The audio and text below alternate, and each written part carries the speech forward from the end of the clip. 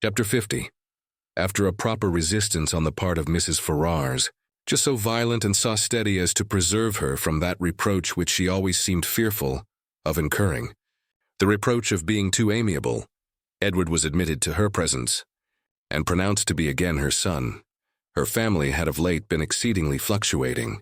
For many years of her life she had had 2 sons, but the crime and annihilation of Edward a few weeks ago had robbed her of one.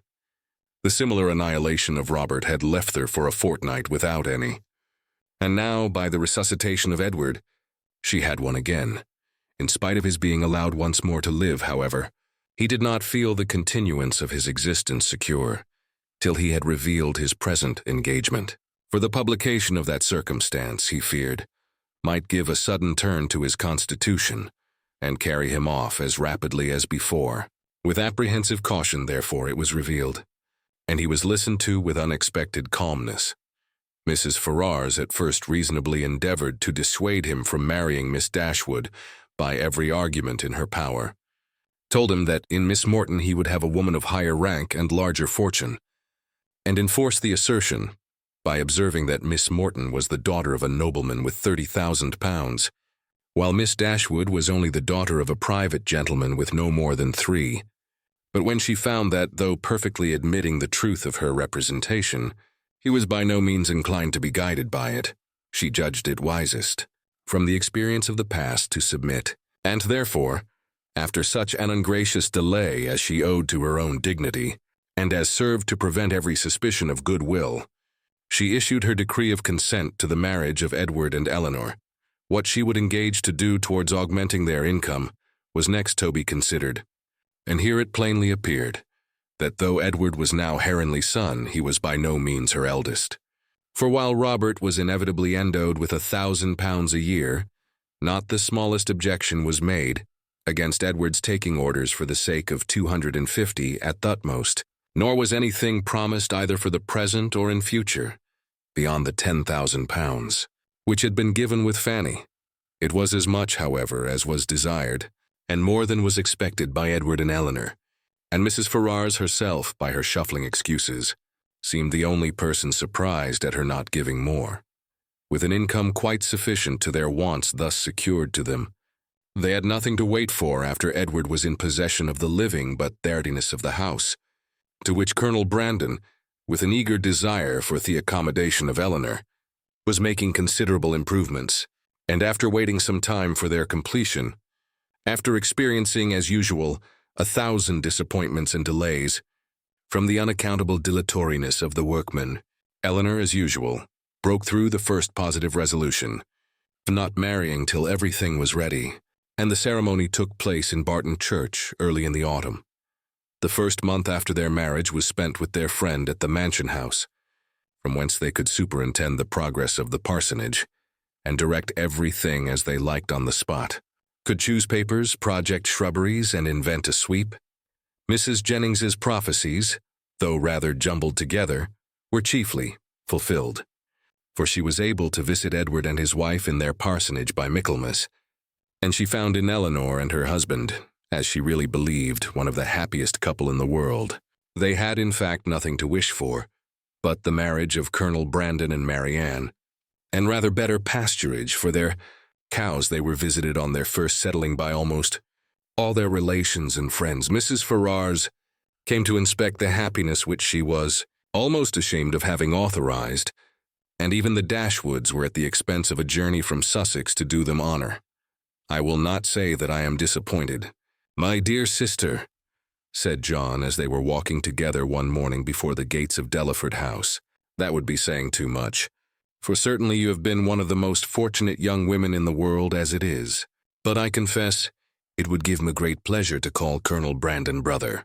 His property here, his place, his house, everything in such respectable and excellent condition. And his woods. I have not seen such timber anywhere in Dorsetshire as there is now standing in Delaford Hanger. And though perhaps Marianne may not seem exactly the person to attract him, yet I think it would altogether be advisable for you to have them now frequently staying with you. For as Colonel Brandon seems a great deal at home, nobody can tell what may happen.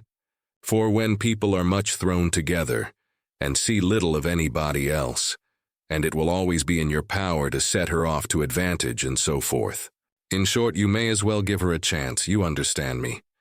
But though Mrs. Ferrars did come to see them, and always treated them with the make-believe of decent affection, they were never insulted by her real favor and preference. That was due to the folly of Robert and the cunning of his wife, and it was earned by them before many months had passed away. The selfish sagacity of the latter, which had at first drawn Robert into the scrape, was the principal instrument of his deliverance from it. For her respectful humility, assiduous attentions, and endless flatteries, as soon as the smallest opening was given for their exercise, reconciled Mrs. Ferrars Stowe his choice, and re-established him completely in her favor. The whole of Lucy's behavior in the affair, and the prosperity which crowned it, therefore, may be held forth as a most encouraging instance of what an earnest and unceasing attention to self-interest, however its progress may be apparently obstructed, will do in securing every advantage of fortune, with no other sacrifice than that of time and conscience. When Robert first sought her acquaintance and privately visited her in Bartlett's buildings, it was only with the view imputed to him by his brother. He merely meant to persuade her to give up the engagement, and as there could be nothing to overcome but the affection of both, he naturally expected that one or two interviews would settle the matter. In that point, however, and that only, Herod, for though Lucy soon gave him hopes that his eloquence would convince her in time, another visit, another conversation, was always wanted to produce this conviction. Some doubts always lingered in her mind when they parted, which could only be removed by another half-hour's discourse with himself. His attendance was by this means secured, and the rest followed in course. Instead of talking of Edward, they came gradually to talk only of Robert, a subject on which he had always more to say than on any other, and in which he soon betrayed an interest even equal to his own. And in short, it became speedily evident to both that he had entirely supplanted his brother. He was proud of his conquest, proud of tricking Edward, and very proud of marrying privately without his mother's consent. What immediately followed is known. They passed some months in great happiness at Dawlish, for she had many relations and old acquaintance to cut, and he drew several plans for magnificent cottages, and from thence returning to town procured the forgiveness of Mrs. Ferrars by the simple expedient of asking it, which, at Lucy's instigation, was adopted. The forgiveness at first, indeed, as was reasonable, comprehended only Robert, and Lucy, who had owed his mother no duty, and therefore could have transgressed none, still remained some weeks longer unpardoned. But perseverance in humility of conduct and messages, in self-condemnation for Robert's offense, and gratitude for the unkindness she was treated with, procured her in time the haughty notice which overcame her by its graciousness, and led soon afterwards by rapid degrees to the highest state of affection and influence. Lucy became as necessary to Mrs. Ferrars as either Robert or Fanny, and while Edward was never cordially forgiven for having once intended to marry her, and Eleanor, though superior to her in fortune and birth, was spoken of as an intruder, she was in everything considered, and always openly acknowledged, to be a favorite child. They settled in town, received very liberal assistance from Mrs. Ferrars were on the best terms imaginable with the Dashwoods, and setting aside the jealousies and ill will continually subsisting between Fanny and Lucy, in which their husbands, of course, took a part, as well as the frequent domestic disagreements between Robert and Lucy themselves, nothing could exceed the harmony in which they all lived together. What Edward had done to forfeit the right of eldest son might have puzzled many people to find out, and what Robert had done to succeed to it might have puzzled them still more. It was an arrangement, however, justified in its effects if not in its cause, for nothing ever appeared in Robert's style of living or of talking to give a suspicion of his regretting the extent of his income, as either leaving his brother too little or bringing himself too much. And if Edward might be judged from the ready discharge of his duties in every particular, from an increasing attachment to his wife and his home, and from the regular cheerfulness of his spirits, he might be supposed no less contented with his lot, no less free from every wish of an exchange. Eleanor's marriage divided her as little from her family as could well be contrived. Without rendering the cottage at Barton entirely useless, for her mother and sisters spent much more than half their time with her. Mrs. Dashwood was acting on motives of policy, as well as pleasure in the frequency of her visits at Delaford, for her wish of bringing Marianne and Colonel Brandon together was hardly less earnest, though rather more liberal than what John had expressed. It was now her darling object. Precious as was the company of her daughter to her, she desired nothing so much as to give up its constant enjoyment to her valued friend.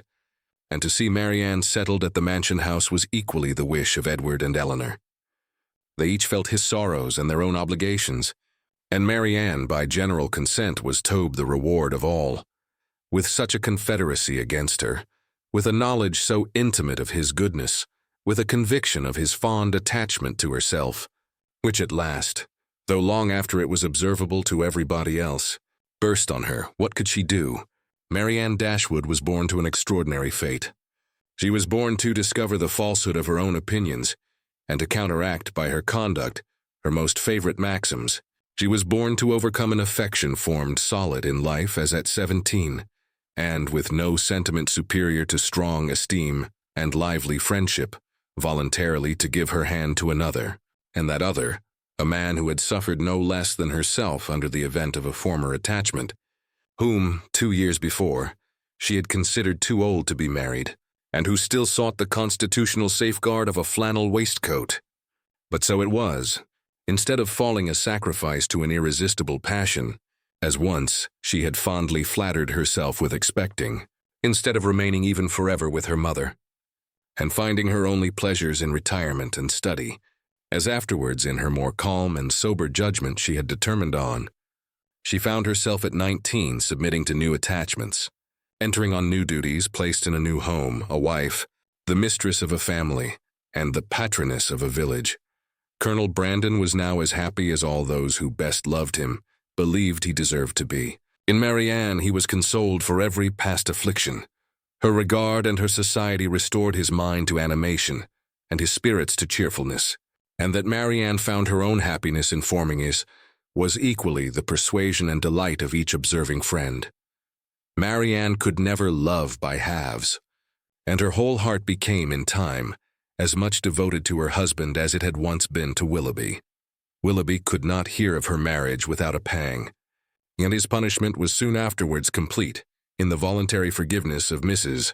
Smith, who, by stating his marriage with a woman of character as the source of her clemency, gave him reason for believing that had he behaved with honor towards Marianne, he might at once have been happy and rich, that his repentance of misconduct, which thus brought its own punishment, was sincere, need not be doubted, nor that he long thought of Colonel Brandon with envy, and of Marianne with regret, but that he was forever inconsolable, that he fled from society or contracted an habitual gloom of temper, or died of a broken heart, must not be depended on, for he did neither. He lived to exert and frequently to enjoy himself. His wife was not always out of humor, nor his home always uncomfortable, and in his breed of horses and dogs and in sporting of every kind, he found no inconsiderable degree of domestic felicity. For Marianne, however, in spite of his incivility in surviving her loss, he always retained that decided regard which interested him in everything that befell her, and made her his secret standard of perfection in woman. And Manya-rising beauty would be slighted by him in after days as bearing no comparison with Mrs. Brandon. Mrs. Dashwood was prudent enough to remain at the cottage without attempting a removal to Delaford. And fortunately for Sir John and Mrs. Jennings, when Marianne was taken from them, Margaret had reached an age highly suitable for dancing, and not very ineligible for being supposed to have a lover. Between Barton and Delaford, there was that constant communication which strong family affection would naturally dictate, and among the merits and the happiness of Eleanor and Marianne, let it not be ranked as the least considerable, that though sisters and living almost within sight of each other, they could live without disagreement between themselves, or producing coolness between their husbands.